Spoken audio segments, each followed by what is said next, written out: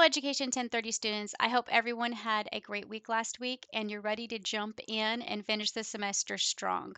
So this video is going to be a little bit different. I normally do a weekly video, but this is actually going to be covering 2 weeks. So uh, it'll be the week of the 17th of November as well as the week of Thanksgiving. And the reason I'm doing that is because if we go to our course calendar in our syllabus, you're going to see that from here on out, our focus is going to be job readiness, right? So this will be working on your exploring the field presentation and getting that together.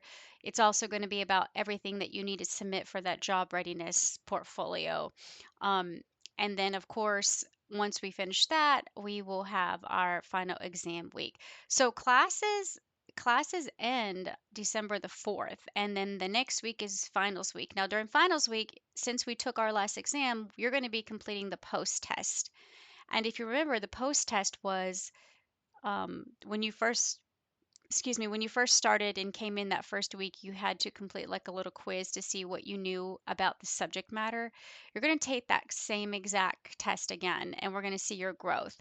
So that will be happening during finals week. And then we have some um, closings activities such as like course feedback and those sorts of things. So we'll talk about that in a different video, but this is going to be what our next 2 weeks will look like. So if you scroll down, first of all, this is our job readiness module, and it's going to be right underneath our Unit 3 exam and exploring the field, which is what you did last week. So, what's going to be in our portfolio? Well, our portfolio is going to consist of a career interest worksheet that came from our Focus to Career assessments. It's also going to have your personal mission statement, a resume, a cover letter, mock interview feedback, as well as, if you want to add, this is optional, a LinkedIn account. Now, for those of us that are not familiar with LinkedIn, it is basically like social media, but it's specifically tailored for professionalism, meaning careers and organizations. So it's really what we call professional networking. And it's very good. A lot of students choose to go ahead and make an account. And what you would do if you did that, I would just need your account information there. Um, and it's a really good way to network with different people in the field you're interested in. So but that is optional. You can decide. So let's go ahead first and talk about the Focus to Career Interest worksheet. So all this again is underneath the job readiness module. So you already have completed your Focus to Career assessments. And you may have to go ahead and log back in unless you took really good notes. So when you took the Focus to Career assessment, it was different assessments. So it was your interest, um, it was like work experience, your values. It did a plethora of different kinds of assessments, and then it gave you a bigger picture based on those assessments of what kind of careers it thinks that you might be interested in. So what I want you to do is I want you to go back and log back into Focus to Career, and I want you to pull up your assessment results. And remember, if you're going to get a whole big picture, you have to check all of the assessments and then get your evaluation, right? What does it tell you that you might be interested in? And then what I want you to do is if you click on Career Interest Worksheet, it's really easy peasy, lemon squeezy is what I like to say. What you're going to do is just go through the list again, and you hopefully by now have already done that a couple times, but go through the list again and see if there is a career that might interest you that it suggests. And what you're going to do is you're going to fill this out. So you're going to pick 3 career choices and you're going to do them in order of what will be your number 1 choice, your number 2, and your number 3. And then you're going to tell me why you think this would interest you or that you'd want to explore further. So that will go into the Dropbox and it's going to be due on November 20th. So let me show you. There's a link there, but another way to get to the Dropbox for anything job readiness module is going to be underneath Unit 1. So you have to scroll down a little bit. Now, I did separate the career interest worksheet just because it was connected to Focus 2, but everything else that we're going to talk about will be submitted here. Um, And then you'll see down here for exploring the field for your presentation, which we'll talk about in just a few minutes, it will be your visual aid, which will go in exploring the field. So that's your Dropbox. So let's go ahead and go back into other parts of your portfolio that you're going to be submitting. The next thing is going to be your personal mission statement. So your personal mission statement is, and I've talked a little bit about this in the other video, the mission statements are very broad, but what they do is it's just a driving force of how you make your decisions, right? So churches have mission statements, Walter State has a mission statement, which I put down here, companies, organizations, and it just helps you identify your values and goals. So also connected to kind of like what your long-term goal is for life, right? Your job, how you want to give back to the community. And you'll see here there is also a link for article that talks you through how to write your own personal mission statement. One thing about this is that your personal mission statement, yes, it will identify your values and goals, but also if you look here as an example for Walter State's mission statement, it talks about how that their what their driving force is, what do they value, right? And what are they focused on? And they're focused on student success and innovative teaching. So that's something that they want to do, and that's how it's going to impact the families in the community. So that will be something that you will turn in to the Dropbox where it says Job Readiness Portfolio. Okay.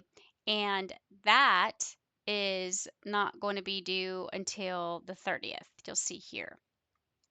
The other thing you're going to be doing is a resume.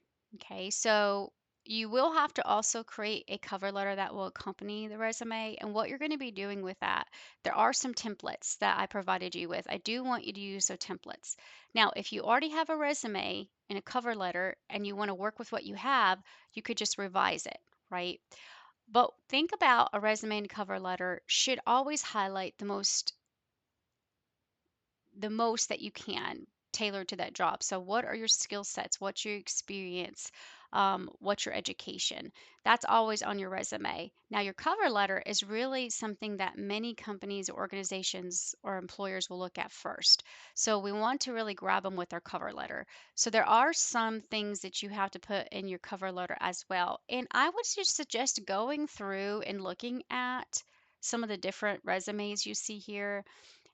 Pick one of the layouts that really kind of speak to you, that's your personality. But keep in mind when you come in here and you pick one, so let's say I like this one. I can go ahead and download it and customize it in Word. And when you do that, be aware that when you start changing things and adding things, it could get a little bit, I like to say, wonky and move over a little bit. So sometimes you have to play with it a lot. I would make sure your margins are correct. We don't want it to go past one page and your spacing stays the same. So if you'll see here, underneath the skills on the right column, hobbies and profile, there's a pretty good amount of space. If you're going to add things, it may move it down some. So just be aware of that. And if you're not really familiar with Word or putting together resumes or cover letters, I would also, if you are having trouble or struggling with things happening and it moving over, is always go reach out to the writing lab because they're very wonderful with helping students and it's a wonderful resource for you as a student as well. So there's also cover letter templates.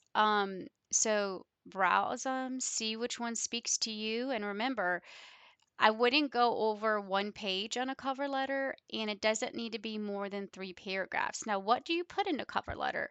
It's similar to the resume, right? But it's more in a narrative form. So what you're going to do, you'll see here, the top is going to have your name and then your contact information. The next section here at the top of the letter is going to be who's going to be receiving it. Now, obviously, this is just to give you practice on writing it.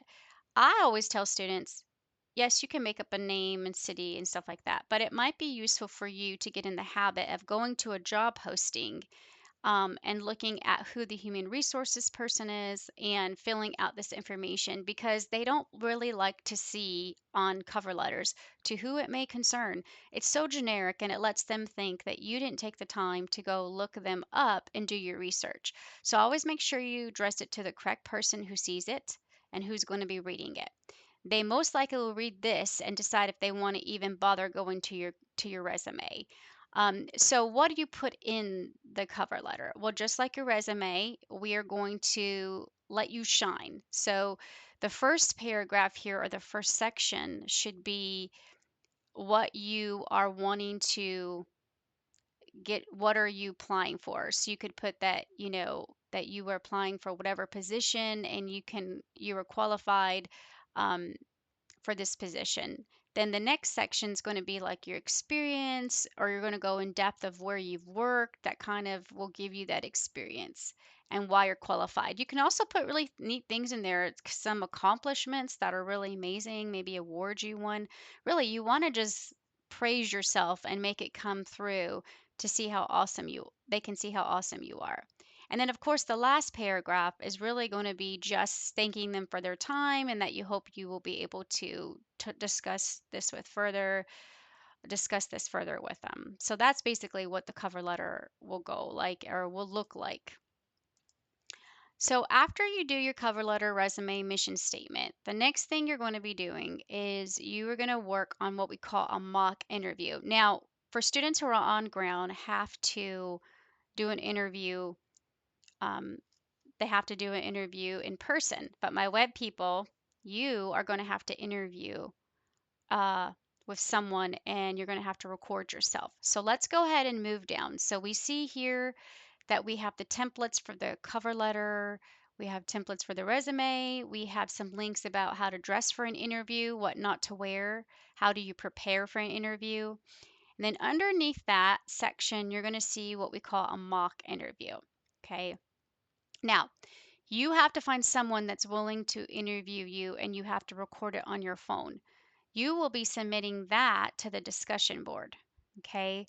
Um, and remember, on this one, you're not responding to your classmates' interviews. And I even put that there. You do not, you will put the interview recording in the discussion board, but you will not have to respond like you do for other discussion boards.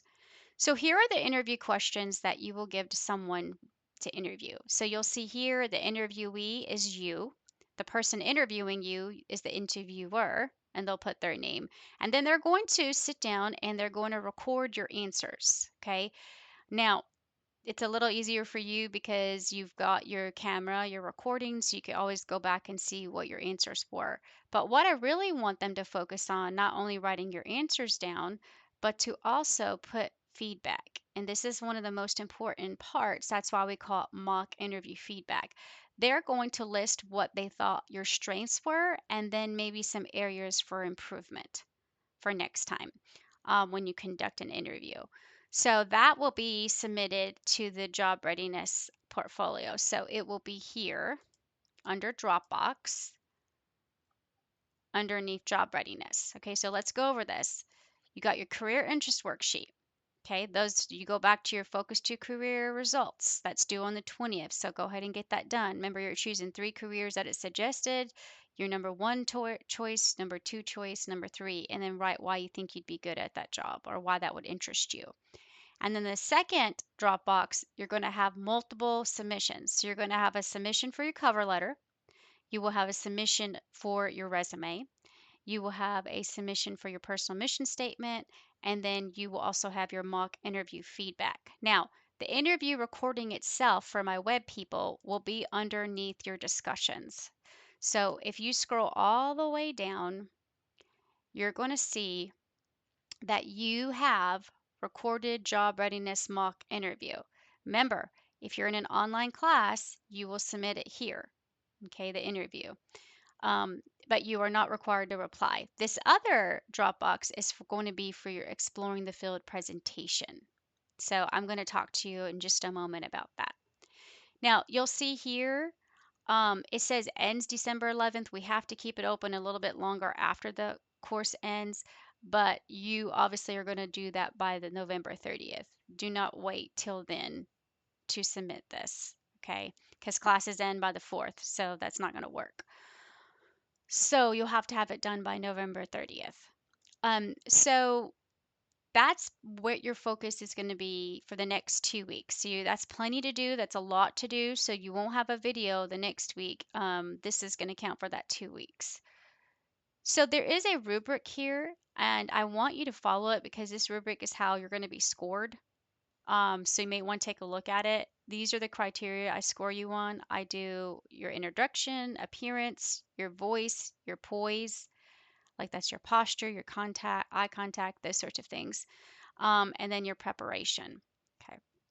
And remember, this interview is going to be about the job that you're applying for your career. So what you're majoring in. So that's why we did all of the exploring your majors ahead of time. That way you would know a lot about it and you'd feel more comfortable when you interview and talk about that job and why you'd be a good fit.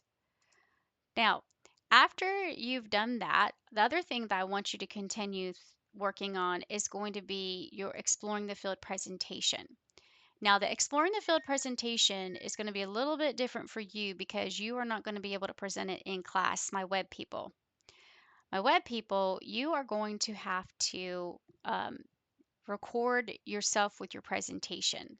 So, what you will do is the outline that you created for exploring the field career presentation, you're going to use that outline to put together a presentation. Now, I'm not picky on what you use. So, you could use PowerPoint, Canva, if you want to use Google Slides. It's really up to you. But you're going to tell us the most important things about your career, and you only have 3 to 5 minutes. So, I want to get into how you will actually record yourself. So this is going to be a little different than what you do when you record your interview because your interview you could just use like your phone, but this is going to be different tool that you will use because you're going to have to record your screen in addition to recording yourself. There are some softwares out there that are free that could help you record yourself and your screen. So ones that you already have access to would be Teams because you have Microsoft Office 365. So you could share your document and you record yourself at the same time. So Teams is a way you can do that. Another one is OBS. OBS is a free software that you can install that will help you record yourself. And if not mistaken, I think PowerPoint is doing that now too. So that might be something you can look at. I'm not sure if Canva does.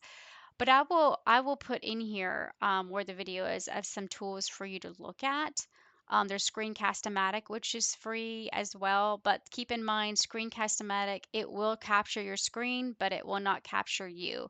So that's one that I kind of shy away from because I do want to see you because that's part of the criteria when you're presenting is how you handle yourself. What are you looking like? Are you nervous? Those sorts of things. So whatever you do, make sure you capture your screen, but you're also capturing yourself as well. And that presentation will go into the Dropbox. So if you go to,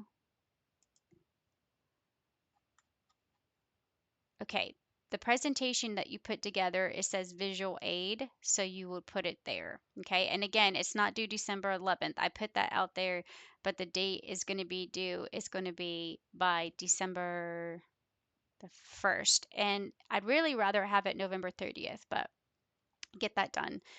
That way we can get it graded. So I'm going to change that date. So really, I want the presentation due by December the 1st. Um, and if you have questions and it's difficult and you're having trouble, just please feel free to reach out. But anyways, this is kind of where I want us to be for the next 2 weeks. Okay. And then of course, I will do another video talking about the wrap up activities and then finals week, your post test and those sorts of things so we can close out the semester. All right. I hope you guys have a great Thanksgiving break and a good couple of weeks, and I will see you shortly. Take care.